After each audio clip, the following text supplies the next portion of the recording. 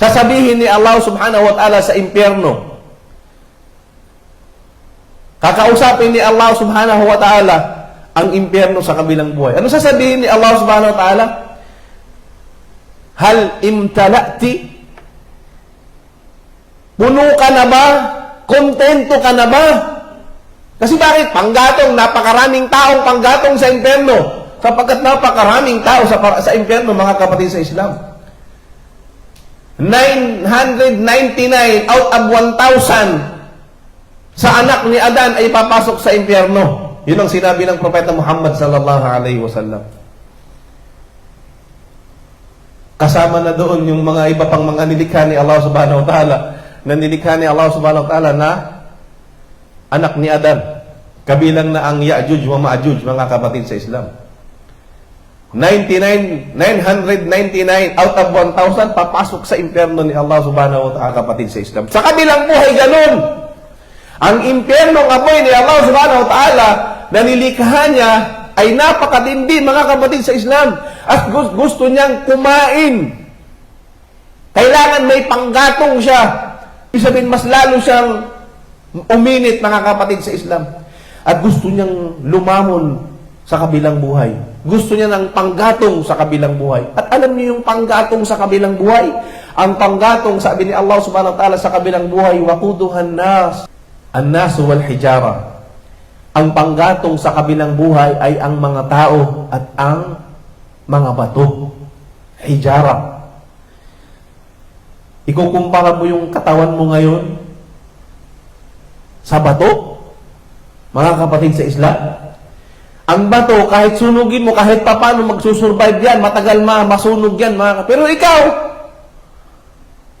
susunugin ka sa kabilang buhay ni Allah subhanahu wa ta'ala. Imaginin mo, 69% ng apoy ng impyerno nandoon.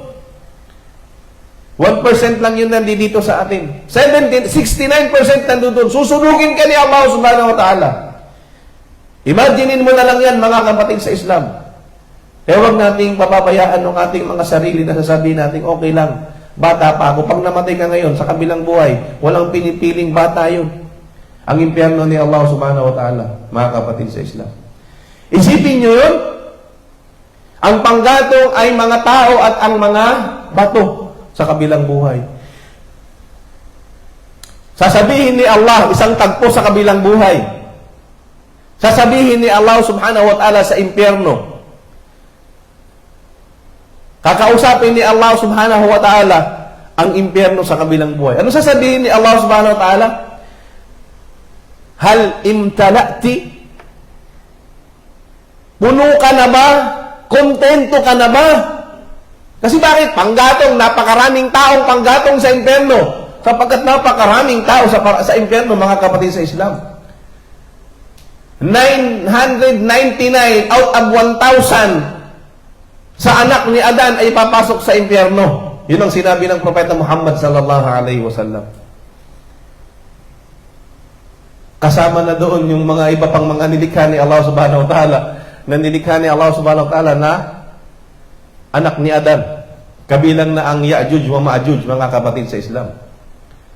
999 out of 1,000 papasok sa impyerno ni Allah subhanahu wa ta'ala. Kaya, mga kapatid sa Islam, isipin ninyo kung gaano karami nang papasok sa impyerno. Kaya tatanungin ni Allah, at mga bato, gaano karaming bato? Kaya tatanungin ni Allah yung impyerno, hal imtala'ti? Puno ka na? Kumbaga, busog ka na? Kontento ka na? Yun ibig sabihin nun. Anong sasabihin ng impyerno, mga kapatid sa Islam? Sasabihin ng impyerno, hal min mazid? Mayroon pa ba? May dagdag pa ba? Hindi siya kontento, mga kapatid sa Islam. Fataqulu, hal min mazid? Mayroon pa bang idadagdag? Gusto ko pa. Gusto ko pang sumunod, mga kapatid sa Islam. Ganong katindi ang impyerno ni Allah subhanahu wa ta'ala sa kabilang buhay. Nas'alullah al-afiyah.